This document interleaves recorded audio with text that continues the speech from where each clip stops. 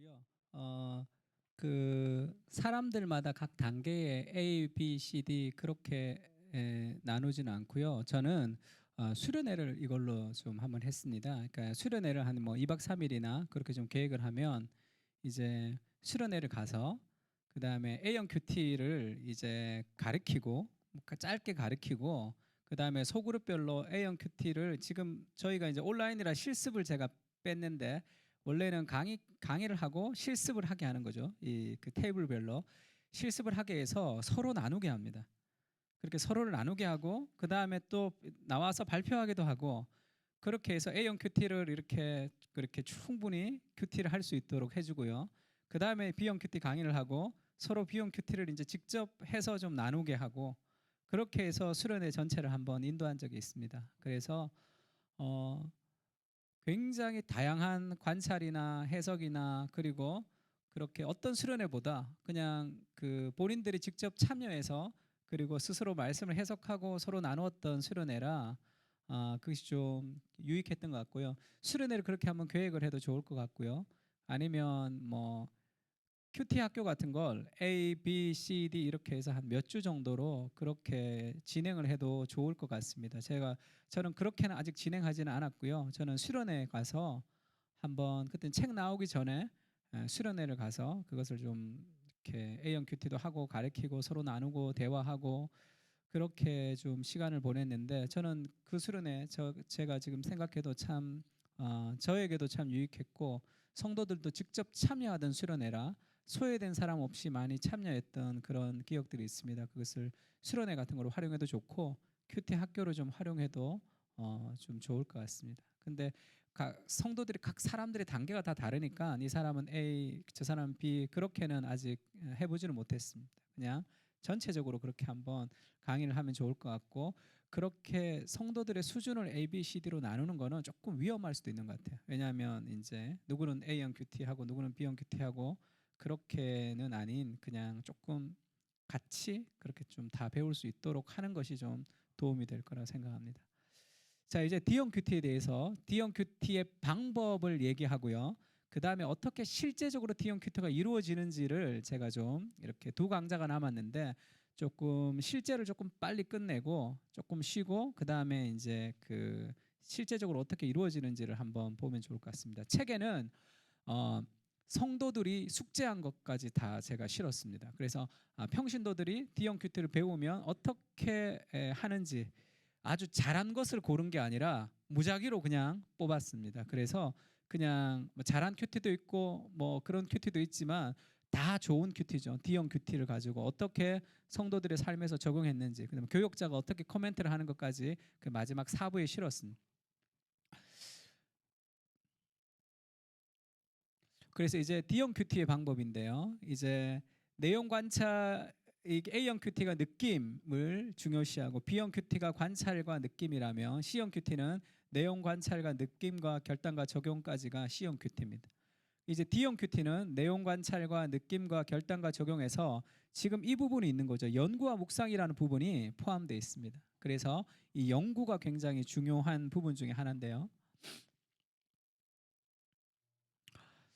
그래서 대부분의 우리가 성경을 해석할 때 성경의 시대의 원리와 문화가 있는 거죠. 그 성경의 시대의 원리와 문화라는 것은 지금 이 그 삼각형으로 돼 있는 거, 삼각형으로 돼 있는 게 성경 시대의 원리라면 이 성경 시대의 원리는 성경이라는 문화 속에서 우리에게 전해지는 거죠. 하나님이 명제로 된 계시로 대학처럼 그렇게 그 던져주는 게 아니죠. 어떤 사서삼경이나 그런 고서같이 하나의 명제로 그렇게 던져지는 게 아니죠. 스토리로 주는 거죠. 그 시대의 상황이 있습니다. 아브라함이 이랬더라, 모세가 이랬더라라는 그 역사라는 그 스토리 안에서 하나님이 원리를 담아서 주는 것이기 때문에 이런 성경이라는 문화적 배경 속에서 하나님이 주시는 원리가 있는 거죠. 그래서 문화는 보편타당하게 영원하지 않지만 하나님이 그 문화 속에 주신 진리는 영원한 거죠. 지금도 우리가 성경을 읽는 것이 영원한 이 진리가 있는 거죠. 유발 하랄이나 그런 사람들이 이제 미래로 나가야 되가 4차 산업으로 나가야 된다라는 생각을 자꾸 하면서 그 사람들은 어떻게 생각하냐면 성경은 옛날 책이기 때문에 컴퓨터가 있기 전 시대이기 때문에 컴퓨터와 인터넷으로 발달된 시대의 문제를 해결할 수 없다고 생각하는 거죠. 그래서 그것을 이제 성경을 좀 터부시하는 경향들이 있습니다. 사실 말이 안 되죠. 그럼 인문학도 읽지 말아야죠, 사실.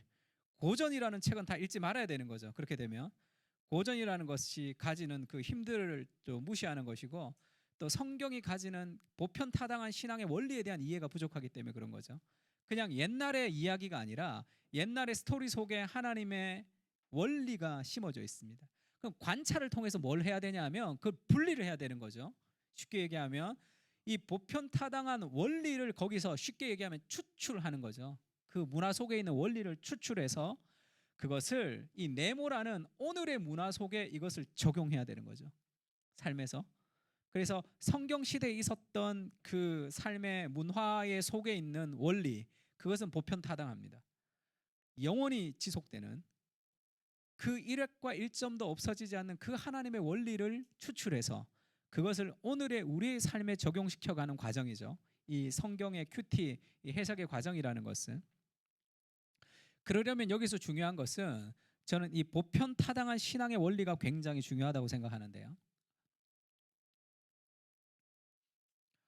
시온의 딸에게 이르기를 내 왕이 내게 임하나니 그는 겸손하여 나귀 곧 몽에를 매는 짐승의 새끼를 탓도다 하라 하였느니라는 이 구절이 있다고 했을 때 여기에서는 문화가 있고 원리가 있는 거죠. 문화는 뭐예요? 우리가 지금은 우리도 자동차를 타지 말고 우리도 아미시 공동체 같이 이제 그렇게 말 타고 다녀야 된다라고 생각을 하면 그것은 성경의 문화를 그냥 그대로 가지고 오는 거죠. 성경이 말하는 것을 그대로 가지고 오는 것, 그대로 믿는 것은 그것은 오류가 심각하죠.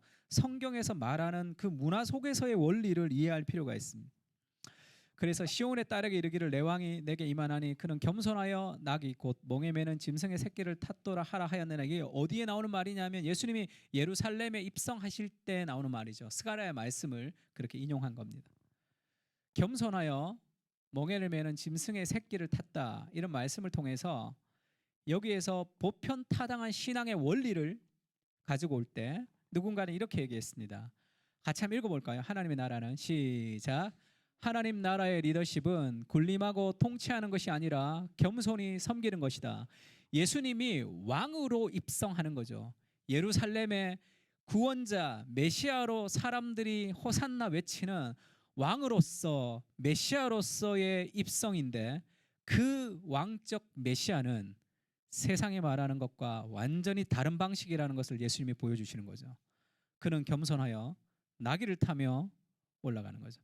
호산나 외치는 사람들이 예루살렘에서 외치는 그 하나님 나라의 리더십은 거꾸로의 리더십이라는 것을 보여주는 거죠. 그것은 겸손히 섬기는 것. 만약에 겸손하여 나귀를 탔다는 것을 통해서 오늘 회사에서, 오늘 나의 직장에서, 오늘 우리 가정에서, 오늘 우리의 교회에서 내가 하나님의 말씀을 따라 겸손히 섬기면서 살아가야 되겠다라고 적용하면 그 보편적인 원리를 우리가 잘 이해하는 거죠. 만약에 그 구절을 묵상하면서도 더 높은 곳, 더 좋은 곳, 더 많은 것, 그것을 끊임없이 추구해야 되겠다는 삶의 결론을 내리면 그것은 하나님 나라의 원리와는 조금 다른 삶의 원리가 되는 겁니다. 그래서 그 스토리를 아는 거 중요한 게 아니라 예수님이 나귀를 타고 올라갔구나, 예수님이 겸손하시구나라는 것은 그것은 단순한 어린이 동화의 스토리에 불과한 거죠. 그렇게 이해하게 되면 그것의 원리가 오늘의 내 삶에 적용이 돼야 되는 거죠. 그래서 이 관찰과 연구, 묵상을 통해서 보편타당한 신앙의 원리로 이것을 만드는 것은 굉장히 중요합니다. 스토리를 명제화해야지 그것을 기억하기도 쉽고 적용하기가 쉬운 거죠. 소그룹을 인도할 때도 마찬가지예요. 소그룹을 인도할 때도 어느 집사님이 개인적인 간증을 할 때가 있죠. 이런 고통을 당해서 이렇게 기도했는데 하나님이 그것을 들어주시지 않았는데 결국 내가 돌아보니 그것이 나에게 더 큰 유익이 되었더라고 얘기를 하면 그것은 그 개인의 간증에 불과하죠. 그것을 소그룹 리더가 어떻게 인도하죠? 그것을 듣고 집사님, 이 집사님이 그렇게 나누신 거를 보고 어떻게 느끼셨어요? 어떤 생각 드셨어요? 라고 물으면 어떻게 대답하겠어요? 기도라는 것이 응답되지 않아도 그것이 축복일 수도 있겠구나라는 걸 느꼈습니다라면 그건 뭐예요? 명제죠. 보편 타당한 신앙의 원리가 되는 거예요. 그거는 어디에서나 적용 가능하죠. 그렇게 되면 그냥 은혜로운 간증으로 끝나면 그것은 그 개인의 간증에 불과하지만 그것을 보편 타당한 신앙의 명제로 만들면 어떤 곳에서나 적용 가능한 삶의 원리가 됩니다.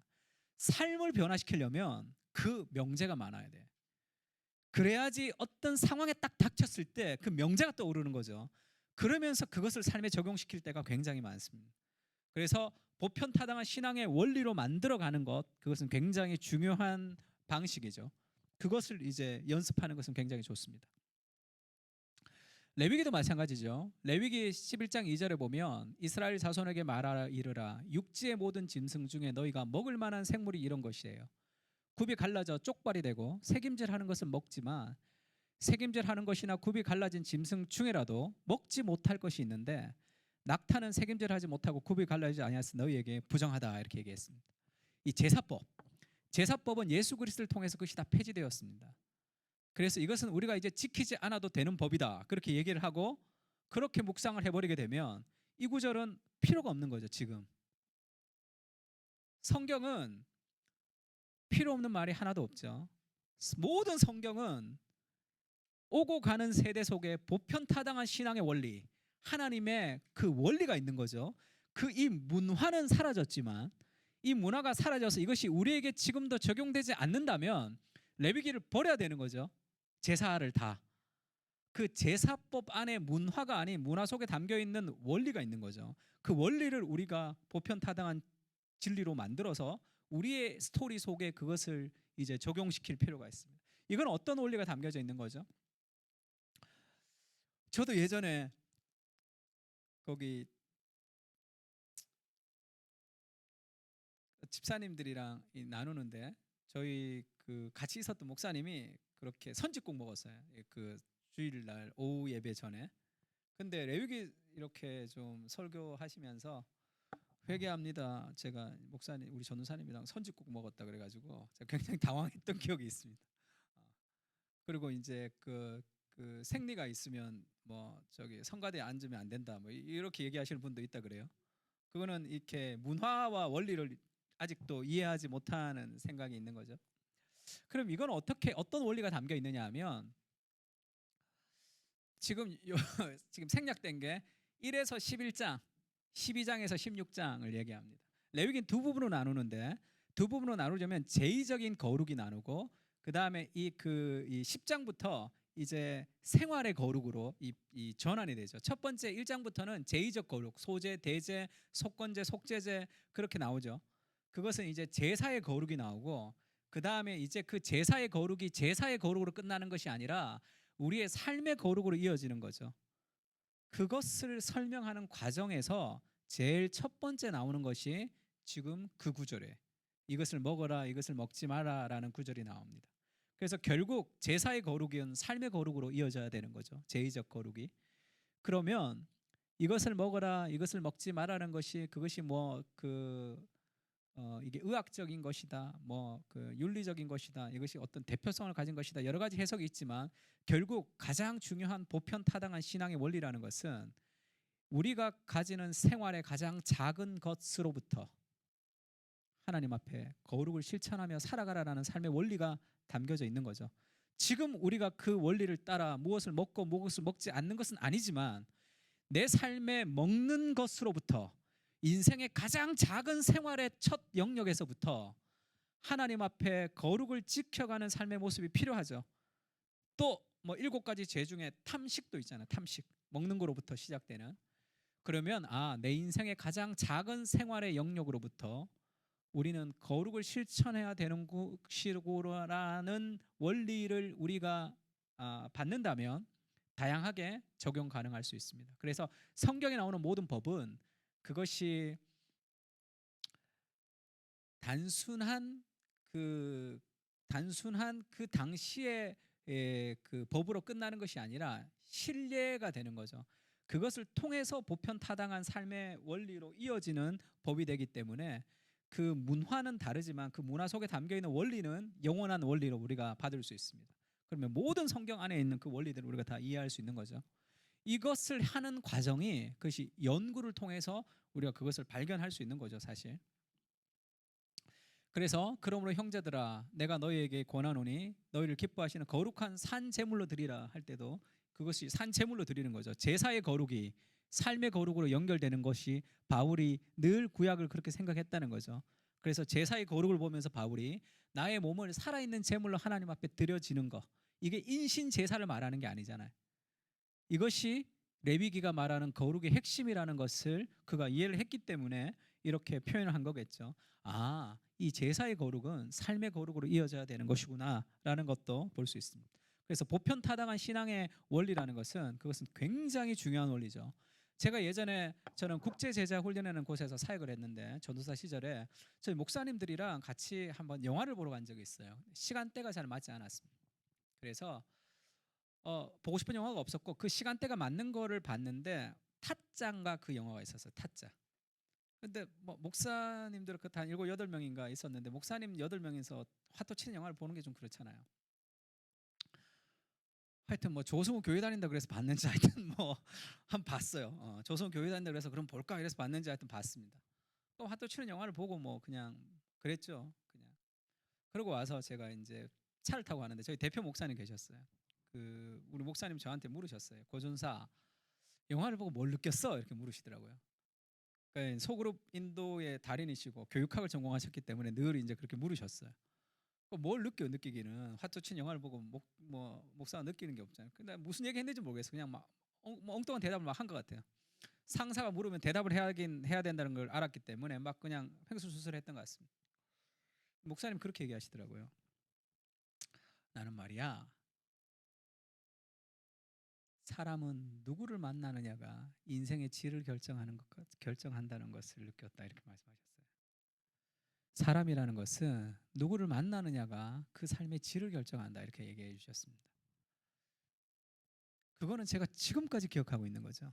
그것은 단순한 스토리라는 그 영화를 봤지만 그 단순한 스토리가 재미있다 재미없다를 떠나서 그 스토리 속에 담겨 있는 원리를 추출하신 거죠. 그래서 고니가 평경작을 만나고 뭐 어떤 여러 가지 그런 화투로 치는 인생으로 끝이 났지만 그분은 그걸 적용한 거죠. 아, 인생에서는 누구를 만나느냐가 삶의 질을 결정한다. 그런 얘기를 해주셨습니다. 그런 보편타당한 신앙의 진리는 지금도 기억나는 거죠. 그리고 그건 어디에서나 적용 가능한 거죠. 우리 삶에 있어서도 마찬가지입니다.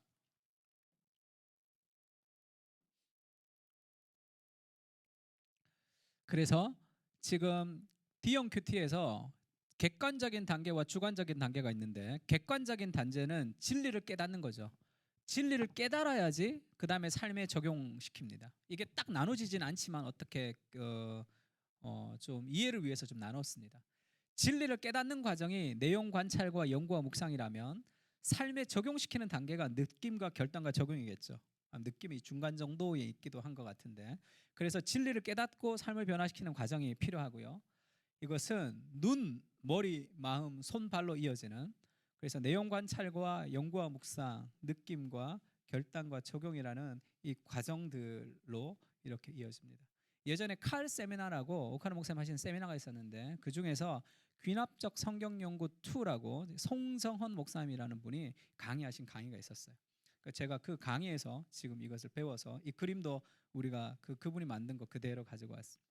저는 이 눈과 머리와 마음과 손과 발로 이어진다는 것을 배운 것이 제 인생에 굉장히 많이 도움이 되더라고요. 아, 이 순서들이 굉장히 중요하구나라는 것을 제가 알았습니다. 그래서 존 에드워드 그렇게 얘기하죠. 참된 정서. 그래서 그것이 홀리 어펙션이죠. 신앙과 신앙 감정론에 할 때 그 감정이라는 것은 이모션이 아니라 어펙션입니다. 이 참된 정서는 지성을 동반한 감정이다 이렇게 얘기했습니다. 그냥 뜨거움이 아니라 지성을 통과한 그런 감정이죠. 그래서 이런 감정은 이제 그런 성향을 만들어내고 의지로 움직여서 행동을 만들어낸다 이렇게도 얘기했습니다. 엠마오 마을로 가는 제자들이라는 그 그림인데요. 엠마오 마을로 갈 때 제자들이 시레에 빠져서 가죠. 시레에 빠져서 가는데 그들이 예수님을 만나서 다시 예루살렘으로 복귀하는 장면이 있습니다. 먼저 그들이 깨닫죠. 예수님이 말씀을 풀어주십니다. 우리에게 성경을 풀어주실 때 그들이 지적인 깨달음이 있는 거죠. 그 다음에 두 번째 그 지성을 동반한 감정 우리 속에서 마음이 뜨겁지 아니하더냐. 그냥 불을 받는 게 아니라 하나님의 말씀을 묵상하면서 성경이 깨달아지면서 성령께서 역사하시는 말씀을 통한 감정이 뜨거워지죠. 뜨거움을 통해서 이제 의지, 그들이 일어나 예루살렘으로 다시 돌아가잖아요. 그 삶에 깨닫고 정서적인 것, 의지가 그렇게 변화되는, 이것이 딱딱 나눠지지는 않지만, 나눠지지 않는 것이지만 그런 과정을 통해서 삶의 변화가 일어나는 거죠. 그래서 이제 D형 큐티에서는 연구와 묵상이라는 단계가 추가되고, 이것은 굉장히 중요합니다. 연구의 정의는 같이 한번 읽어볼까요? 시작. 성경 이외의 자료를 통해 관찰해서 발견한 질문의 답을 찾는 과정. 두 가지를 찾는데요. 본문 안에서 답을 발견한 경우도 있고 본문 안에서 답을 발견하지 못한 경우도 있죠. 관찰을 통해서 C형 큐티까지 하면서 본문 안에서 내가 발견한 답이 맞는지를 확인하는 과정이에요. 연구라는 것은. 그리고 내가 발견하지 못한 것에 대한 답을 찾아가는 과정이 그것이 연구입니다. 그러니까 큐티 단계를 다 거치지 않아도 성경 읽다가 잘 모르는 거 있으면 무조건 질문하고 뭔가를 찾아볼 수 있으면 돼요. 그래서 연구라는 것은 성경 이외의 2차 자료를 통해서 성경이 바른 해석인지를 확인하는 과정이에요. 그렇게 해야지 성경의 해석이 느는 거죠. 그렇지 않으면 내가 해석하는지 맞는지 아닌지를 모르고 계속 큐티를 하는 거잖아요. 은혜가 되면 이게 맞구나, 은혜가 안 되면 맞지 않구나, 그런 삶의 분별력이 있어서는 안 됩니다. 그래서 연구라는 정의는 자의적 해석을 막는 거죠. D형 큐티는 내가 큐티를 한 것이 맞는 것인지, 그리고 내가 잘 몰랐던 부분들을 그것을 연구를 통해서 확인하는 성경 이외의 2차 자료가 필요한 거죠. 그것으로 확인하는 과정입니다. 그러니까 연구를 위한 자료들이 필요하죠. 자료들. 근데 이것은 별로 돈 주고 사기가 좀 아까워하는데, 하나님의 말씀을 좀 이해할 때는 돈 주고 좀 사야 돼요. 그것을 좀 갖추는 것이 좋습니다. 영어 공부할 때도 뭐 사잖아요. 문법책도 사고 다 사잖아요. 사람들에게 물어보면, 저는 이제 저희 교회도 좀 젊은 사람들이 좀 있고, 그리고 제가 예전에 청년부 사역을 많이 했는데 대부분이 그렇게 얘기해요. 목사님, 성경이 어려워요, 이렇게 얘기합니다. 그럼 제가 그렇게 얘기해요. 왜 성경이 어렵냐? 영어도 잘하는 애들이. 영어가 어려운 이유가 뭐냐면 단어를 모르기 때문이고 문법을 모르기 때문이죠. 그래서 영어가 어려우니까 문법을 공부하고 단어로 사전을 가지고 단어를 찾잖아요. 근데 성경이 한국말인데 어려운 이유가 뭡니까? 사전도 안 찾고 공부도 안 하기 때문이죠. 그냥 쓱 보고 이해하고 싶은데 그냥 쓱 보면 이해가 안 되니까. 영어 공부도 그냥 쓱 보고 이해하고 영어가 어려워 이래야 되는데 영어는 그렇게 하지 않잖아요. 그러니까 네가 영어 공부하는 시간에 2%만 쓰면 그 에너지를 성경은 정말 잘 이해할 수 있다 얘기야. 그래서 너 성경 모르면 단어 찾냐? 사전 있냐? 사전 없대요.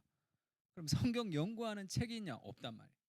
그러니까 아무리 읽어도 통독만 해가지고는 성경이 늘지가 않죠. 연구를 위한 자료들이 좀 필요합니다. 첫 번째는 성경 사전이에요. 성경 사전. 요즘 성경 사전은 인터넷에도 있죠. 성경 사전을 통해서 모르는 단어를 좀 찾아볼 필요가 있죠. 저는 예전에 반구라고, 비둘기를 그렇게 표현하죠. 처음에 방구인 줄 알았어요. 저는 어릴 적에. 왜 반구라고 해놓죠? 방구가 뭔지를 몰랐어요. 근데 찾아보면 비둘기죠. 그렇게 표현되는 성경 사전. 성경 사전은 인터넷으로 찾을 수 있지만 네이버의 지식 검색에서는 성경을 물어서는 안 된다는 그 사실을 또 기억해야 되겠죠. 대부분 이단들이 점령해서 완전히 이상한 답들을 많이 쳐놨습니다. 그래서 그것도 좀 많이 좀 건전한 답들을 할 수 있는 사이트들이 좀 많았으면 좋겠어요. 그래서 저도 청년들에게 절대 네이버에 묻지 말고 목사님한테 물어라, 그렇게 얘기합니다. 성경 사전을 통해서 성경 단어를 찾을 수 있는 필요가 있습니다. 요즘 어플도 있죠. 성경 사전 어플도 있습니다. 어린 양의 고운 밀가루 10분의 1을 에바에 찍은 기름 4분의 1 흰을 더하고 또 전제로 포도주 4분의 1을 1 흰을 더할지니 할 때 전제라는 제사가 나옵니다. 전제. 이제 이렇게 다양한 번역본을 보면 드링크 오퍼링이죠. 뭔가를 부어주는 제사구나라는 것을 좀 알 수는 있습니다. 그래도 잘 모르니까 이런 것을 연구를 하는 거죠. 전제가 뭐지? 그러면 성경 사전만 찾아보면 드링크 오퍼링에서 전제가 나옵니다. 구약 시대의 제사의 방법의 하나로 피를 상징하는 포도주를 붓는 의식을 말하는 거죠. 그러면서 이 출애굽기부터 친절하게 이 레퍼런스가 다 달려 있죠. 찾아보면 됩니다. 제물을 제단에 올려놓고 불 사르기 전에 그 제물 위에 포도주를 붓는 의식이 있었어요. 근데 사도 바울이 그 제사를 기억하면서 그렇게 적용한 거죠. 바울은 성도들의 신앙 성장을 위해 자신의 생명까지도 기꺼이 바치겠다는 의미로 이 단어를 사용했다. 사도 바울은 전제라는 제사를 보면서 구약을 읽으면서 단순히 구약을 읽은 것이 아니라 그 구약 속에 나오는 보편타당한 신앙의 원리를 자기 삶에 적용했죠. 부어지는 제사, 내 인생도 하나님 앞에 다 부어드리고 싶은 거죠. 그래서 예전에 김남준 목사님 책을 봤더니 그 서문에 그렇게 썼더라고요. 마지막 한 방울까지 다 부어드리고 싶다 이렇게. 그거는 뭐 전제를 표현하는 거죠. 그게 빌립보서 2장 17절과 디모데후서 4장 6절에 친절하게 다 나와 있습니다. 찾아보면 되죠. 너희의 믿음의 재물과 섬김 위에 내가 나를 전제로 드릴지라도 나는 기뻐하고 너희 무리와 함께 기뻐하리니 너희의 믿음의 재물과 섬김 그 사람들의 그 봉사 위에 나를 전제로 드린다 이렇게 얘기합니다. 그 자기의 사역을. 그 다음에 디모데에게 그렇게 편지를 보냈죠. 전제와 같이 내가 벌써 부어지고 내 인생이 하나님 앞에 제사로 완전히 다 부어지고 나의 떠날 시각이 가까웠도다 이렇게 얘기하죠. 나의 달려갈 길과 내가 믿음을 지켰으니 그런 고린도전서의 말씀도 있습니다. 자기 자신을 전제같이 생각한 거죠. 하나님 앞에 다 부어지고 싶은 그런 제사 그렇게 그 표현했습니다. 그러면 단순히 그냥 레위기 그냥 구약을 읽다가 전제와는 조금 다른 의미로 다가오는 거죠. 성경 사전을 찾으면 굉장히 풍성하게 되어 있습니다. 그러면서 바울이 또 그렇게 얘기하죠. 그러므로 형제들아 내가 하나님의 모든 자비하심으로 너희를 권하노니 너희 몸을 하나님 기뻐하시는 거룩한 산 제물로 드리라. 이것이 자기의 인생에 이제 모든 제사로 드려진다고 표현했던 거죠. 이는 너희가 드릴 영적 예배니라 할 때도 마찬가지입니다. 이 영적 예배도 우리가 다양한 번역본을 가지고 보면 영적 예배가 spiritual worship, spiritual service라고 돼 있는 구절이 있어요. 근데 어떤 영어 성경에 보면 이 영적 예배가 이게 브라케리슨 책 제목이죠. 이 책 제목이 지금 로마서 12장의 구절을 그대로 따온 거죠. The Christian's Reasonable Service 이렇게 되어 있습니다. 그리스도인의 합당한 예배 할 때 이 영적 예배가 어떤 번역본에 보면 Reasonable Service라고 되어 있어요. Reasonable Service. Your Reasonable Service라고 되어 있죠. 킹 제임스 버전에. 영적 예배가 아니라 Reasonable, 이성적인 예배다. 원래 이 단어가 헬라어 단어가 로기조마이가 쓰였죠. 지성을 뜻합니다. 논리적이라는 뜻이죠. 로직이라는 단어가 있으니까. 그러면 너의 몸을 거룩한 산제물로 드리는 게 가장 이성적이고 가장 합리적이다 생각하는. 그래서 그리스도인의 합당한 예배죠. The reasonable service가. 이게 무슨 말입니까? Therefore가 있으니까, 그러므로가 있으니까, 그러므로가 있으면 그 앞에 거에 대한 원인이 있다는 거죠. 로마서 1장부터 11장까지는 복음이란 무엇인가를 설명합니다. 그리스도께서 우리를 위해서 희생하셔서 믿음으로 구원을 얻은 그 복음을 바르게 이해하면 우리의 인생을 산제물로 드리는 것이 가장 합리적이고 이성적이고 논리적이라는 거죠. 하나님 앞에 헌신을 억지로 하는 것이 아니라 복음이 무엇인지를 잘 이해하면 하나님 앞에 인생을 다 드리는 것이 제일 합리적이다. 그것이 제일 이성적이다. 헌신이라는 것은 그것은 복음에 대한 이해로부터 기초하는 것이다는 것을 보여주고 있는 거죠. 그래서 이것은 너희가 드릴 가장 논리적인 예배다. 가장 합리적인 예배다. 그렇게 얘기하는 거죠. 그 다음에 성경 사전이죠. 성경 사전을 좀 보는 것도 좋습니다. 위치가 어디 있는지. 그리고 성경 사전만 보는 것이 아니라 이 성경 사전이 지금에 어디 있는지를 좀 비교하면서 보는 것도 굉장히 좋습니다. 그래서 예루살렘이 지금이 어딘지 왜 그것이 좋으냐 하면요.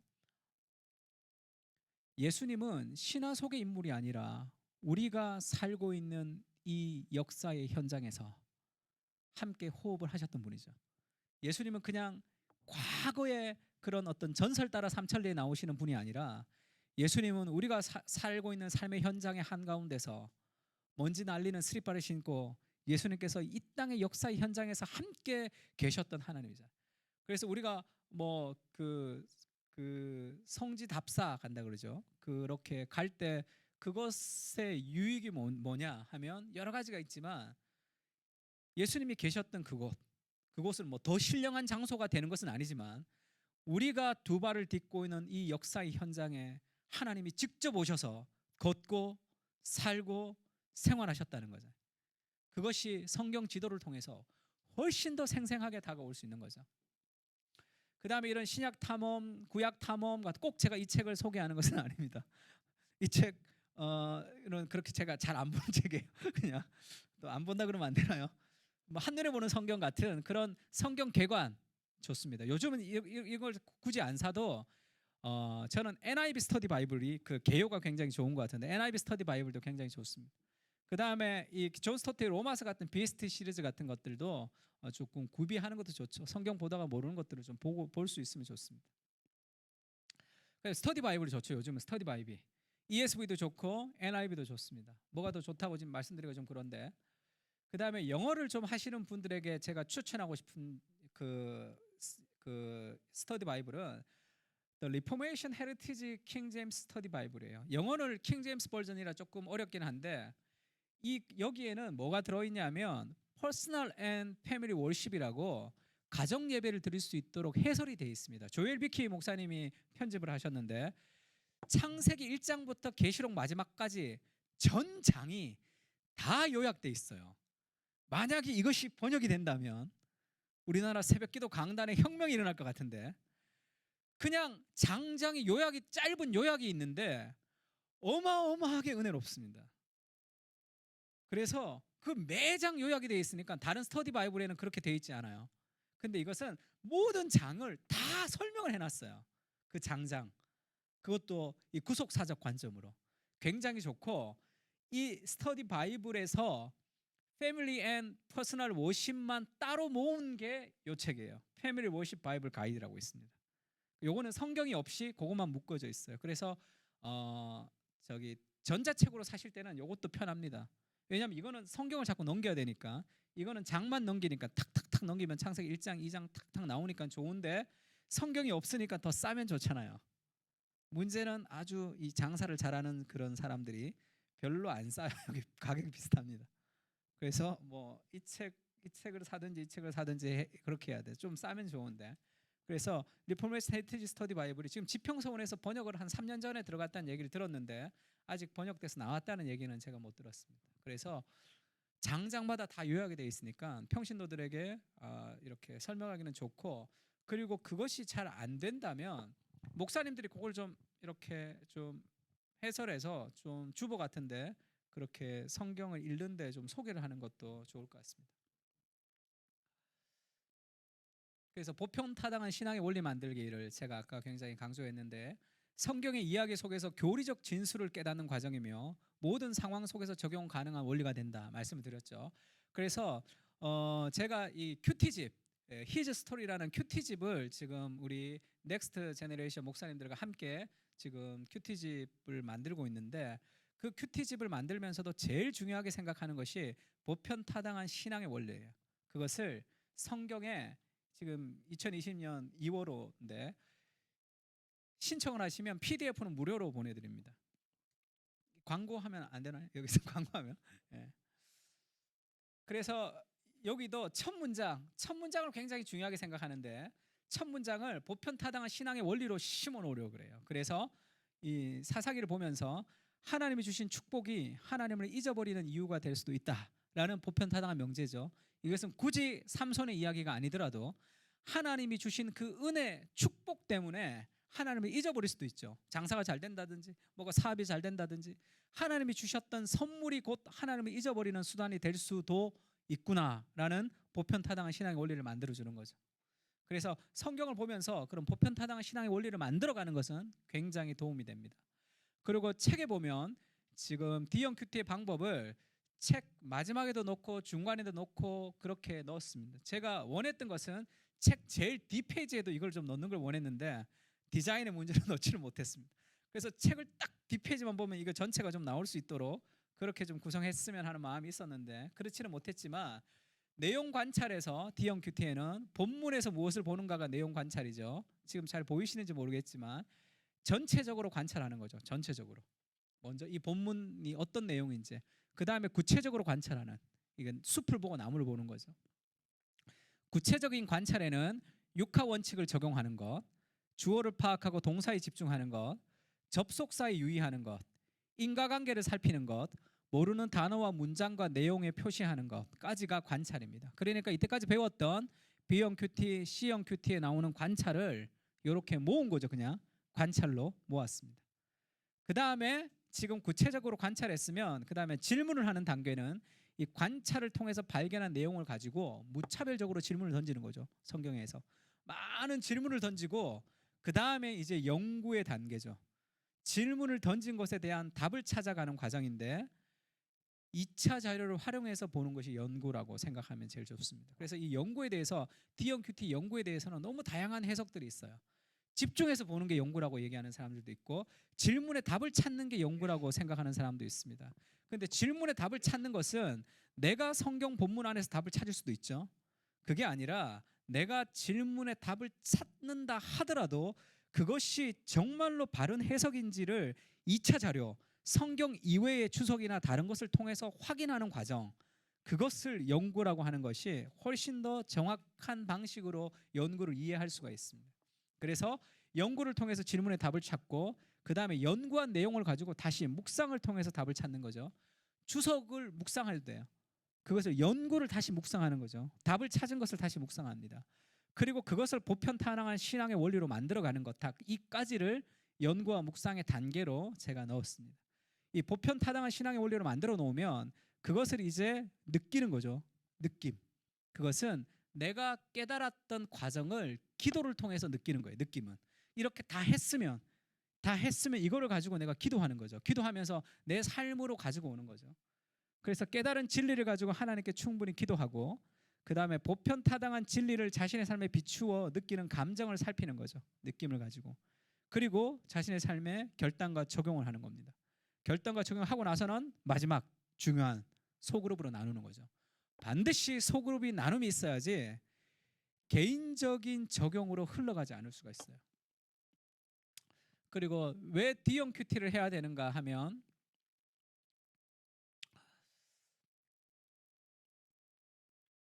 이거는 제자 훈련에 관계된 내용이기 때문에 이것은 조금 더 이렇게 설명하기가 조금 지금 시간이 다 돼서 조금 설명하기가 조금 어려울 것 같고요. 이렇게 이런 보편타당한 신앙의 원리를 가지고 지금 이 과정을 가지고 할 때 중요한 것은 소그룹으로 나누는 것은 굉장히 중요하죠. 소그룹으로 나누지 않으면 적용지상주의로 가면 안 되죠. 그래서 적용하지 않으면 그것은 낙태를 하는 것과 같다. 임신했는데 낙태를 하는 것과 같다라고 얘기를 하는 사람도 있습니다. 그만큼 적용이 중요하지만 반드시 100% 적용을 해야 된다는 목적을 가지고 있는 것은 또 그렇게 건강하지는 않아요. 왜냐하면 우리가 큐티와 하나님의 말씀을 읽는 목적이 내 삶의 변화라면 반드시 적용이 있어야 되겠지만 하나님 그분을 알아가는 것이 목적이라면 하나님을 알아가는 것이 목적이라면 반드시 내 삶에 적용되지 않아도 하나님의 은혜를 누리고 하나님과 교제하고 하나님 맛보는 그 자체로서의 목적이 달성될 때도 있겠죠. 그래서 적용은 반드시 개인적으로 적용해야 된다. 5가지 P를 가지고 반드시 적용해야 된다라고 얘기하기보다 적용을 하면 좋지만 적용은 필요하지만 적용지상주의가 되어서는 안 되는 거죠. 대부분의 적용은 개인의 적용이죠. 근데 아까도 얘기했지만 성경은 공동체적인 적용들이 많습니다. 그래서 하나님을 알아가고 하나님을 만나가는 것이 내 삶의 목적이라면 하나님을 만나고 하나님을 알아가고 하나님을 누려가면 그것이 자연스럽게 적용이 될 수 있도록 은혜가 자연스러운 순종이 될 수 있도록 하는 것이 좋기 때문에 은혜를 강조하는 것이 훨씬 더 좋은 적용에 중요하다고 생각하고 적용을 너무 강조하게 되면 딱딱하게 큐티를 했는데 반드시 적용해야 되니까 오늘은 뭐 해야지 15분 전에 일어나야지 뭐 해야지 하는 것이 이것이 강화되기 시작하면 율법주의자가 될 확률들이 많죠. 그 적용을 따라 뭔가를 바꾸려고 하는 개인의 노력, 인간의 의지를 발달시키는 과정이 될 수도 있습니다. 그래서 적용은 중요하지만 적용지상주의로 가르치게 되면 이상한 바리새인 같은 사람들을 만들어낼 양상들도 있습니다. 그래서 은혜가 자연스럽게 적용이 될 수 있도록 하는 것, 그것이 굉장히 중요한 것 같습니다. 그래서 그렇게 나눌 때는 소그룹으로 나눌 때가 제일 좋죠. 소그룹으로 나누면 다른 사람의 나눔을 통해서 내가 깨닫는 경우가 많아요. 그때 삶이 바뀌는 경우가 많습니다. 그래서 큐티는 반드시 개인적으로 하는 게 아니다라고 가르쳐야 돼요. 왜냐하면 공동체적인 나눔이 없는 큐티는 자꾸 자의적인 해석을 할 가능성도 많고 적용을 아무리 은혜롭게 하더라도 성경을 주신 취지에 맞지가 않아요. 우리는 각 그리스도의 지체 중에 한 사람으로 각 몸의 지체로 부름을 받았기 때문에 내가 개인적으로 하나님 앞에 뭔가를 다 하는 것이 신앙생활이 아니죠. 성경에 보면 신약 성경에는 60번 넘게 each other, one other이라는 단어가 나오죠. one another. 서로 서로라는 단어가 많이 나옵니다. 그래서 함께 나누는 거. 그게 공동체적 적용이 굉장히 중요하죠. 그래서 개인적으로 큐티 할 때도 개인적인 큐티와 공동체적인 적용 그리고 서로 소그룹으로 많이 나누게 하면 훨씬 더 풍성한 D형 큐티, 풍성한 큐티를 할 수 있습니다. 제가 지금까지 D형 큐티를 어떻게 하는지에 대한 방법을 지금 말씀을 드렸고요. 한 10분 쉬고 그 다음 시간에는 이제 실제를 좀 한번 그러면 이런 식으로 큐티가 이루어지는 거라는 실제를 좀 얘기하고 그리고 마치겠습니다. 이제 10분 쉬겠습니다. 수고 많으셨습니다.